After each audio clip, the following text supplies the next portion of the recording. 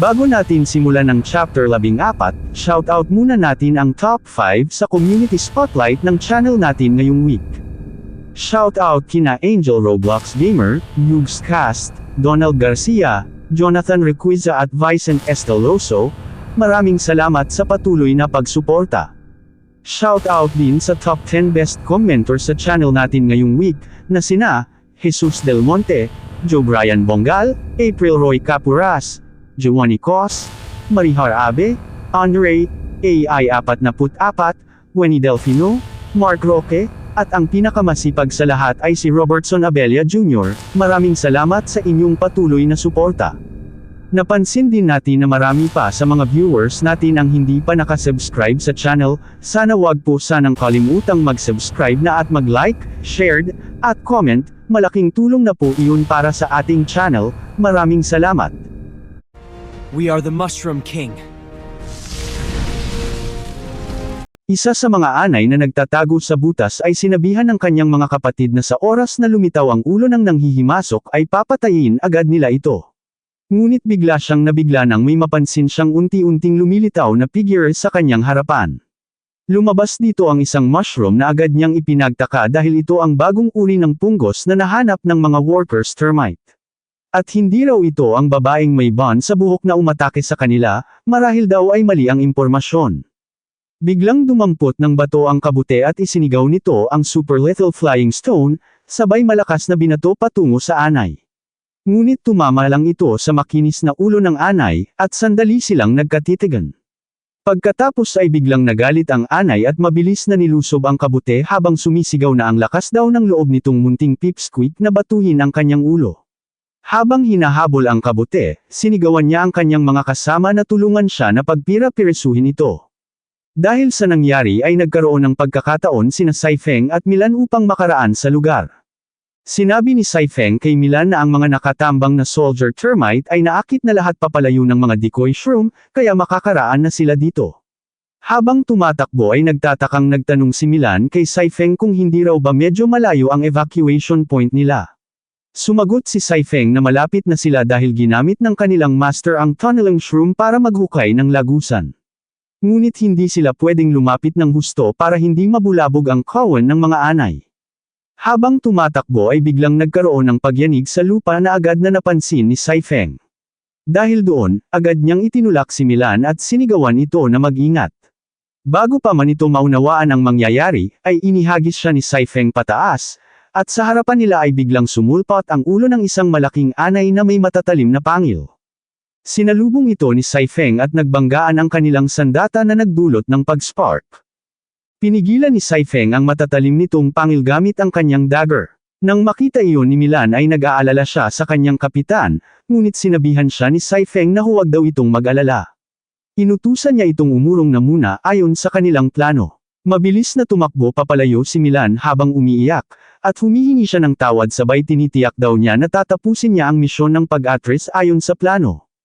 Muling nagkiskisan ang sandata ni Saifeng sa matatalim na ngipin ng anay at dahil doon ay bigla siyang umatras at tumalon pataas upang maiwasan ang matinding atake nito. Ang anay na ito ay kapitan ng mga soldier termite. Pinuri pa si Saifeng ng anay na hindi na raw masama dahil nakayanan nito ang isang pag-atake niya. Ngunit sa tingin daw ba nito ay makakatakas ang munting batang kabute na iyon, dahil may mga ambush din sila sa landas na iyon.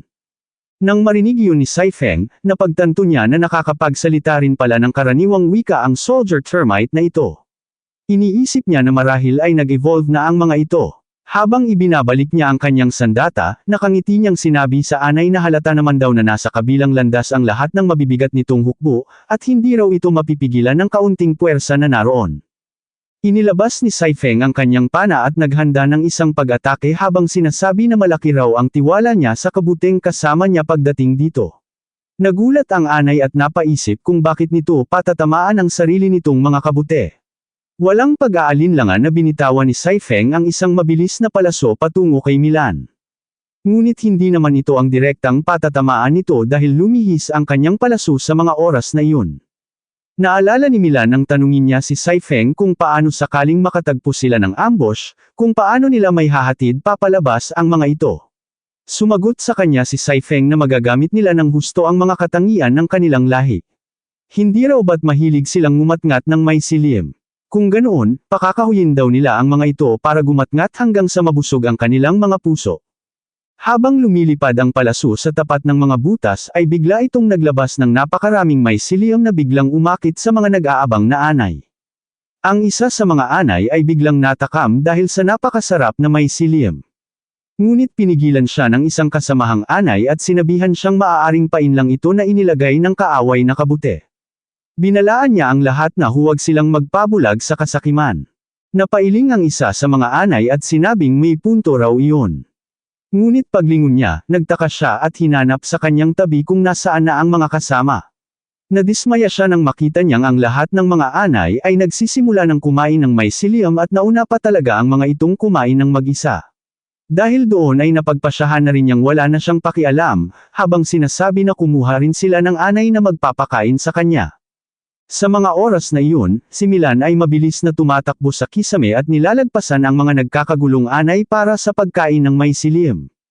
Nakangiti niya pang iniisip na ang pamamaraan sa paglinis ng daraanan na ganito ay inaasahan na niya sa kanyang kapitan. Natahimik naman ang kapitan ng mga anay nang makita niya ang nangyayari at naririnig ang sinasabi ng mga sundalong anay na nag-aagawan sa pagkain. Dahil doon, binalingan niya ng tingin si Saifeng at sinabihan ito na ang magawa talagang mag-away-away ang nagkakaisang kawan ng mga anay ay hinding-hindi raw niya mapapatawad. Pagkatapos ay mabilis itong kumilos patungo kay Saifeng. Ngunit mabilis ding kumilos si Saifeng. Tumalon siya pataas at nagpakawala ng isang palaso. Ngunit ang palasong iyon ay tumalbog lang sa ulo ng anay at direktang bumaon sa lupa. Pinagsabihan naman siya ng anay na may silbi lang daw ang pag-atake nito kapag palihim nitong ipinatama sa pagitan ng kanyang mga baluti. Hindi rin ito kayang basagin ang kanilang depensa gamit ang mga harapang pag-atake. Ngunit bigla siyang natigilan at nagulat nang biglang nawala si Saifeng sa kanyang harapan. Iniisip niya na naglaho ito, ngunit hindi niya namalaya na lumitaw si Saifeng sa kanyang likuran, kung nasaan ang palasong ginamit niya kanina na nakabaon sa lupa. Ginamit niya ang may silil dash kaya siya napunta roon. Hindi na nag-aksaya ng oras si Saifeng at muli siyang naghanda ng 3 palaso na nagliliwanag, pagkatapos ay sabay niya itong pinakawalan sa likod ng ulo ng anay. Ang dalawa sa mga palasong ito ay tumalbog lang sa ulo ng anay, mayabang na sinabi ni Saifeng na hindi raw kayang basagin ng isang palaso ang depensa nito. Ngunit ang 3 ay pwedeng makagawa ng malaking pagbabago. Nagulat ang anay nang biglang tumagos sa kanyang baluti ang isang palaso sa kanyang katawan. Napasinghap siya at sinabing kahit hindi raw ito ang baluti niya sa ulo, ang baluti niya sa katawan ay hindi lang porma at hindi raw ito ganoon kadaling basagin ng basta-basta. Tinanggal ng anay ang palaso sa kanyang dibdib at nang makita niyang naghahanda muli sa pag-atake si Saifeng, ay naghanda rin siya upang salubungin ito habang tumatawa. Sinasabi niya kay Saifeng na mawawalan na raw ito ng pag-asa. Nagsisimula na raw itong magwasiwas ng walang pakundangan sa pwesto nito gamit ang isang patalim. Ngunit bigla siyang natigilan nang muling maglaho si Saifeng sa kanyang harapan. At sa mga sandaling iyon, ginamit ni Saifeng ang may silil dash kung saan unti-unting lumitaw ang kanyang katawan sa mismong pwesto ng katawan ng anay kung saan tinamaan ito ng palaso kanina. Sa isang mabilis na galaw, inundayan ng napakalakas na pagtusok ni Saifeng ang bahagi ng ulo at katawan ng anay, na nagdulot ng malakas na impact na dumagungdong sa paligid. Dito na po nagtatapos ang ating kabanata, abangan ang mga susunod pa nating upload.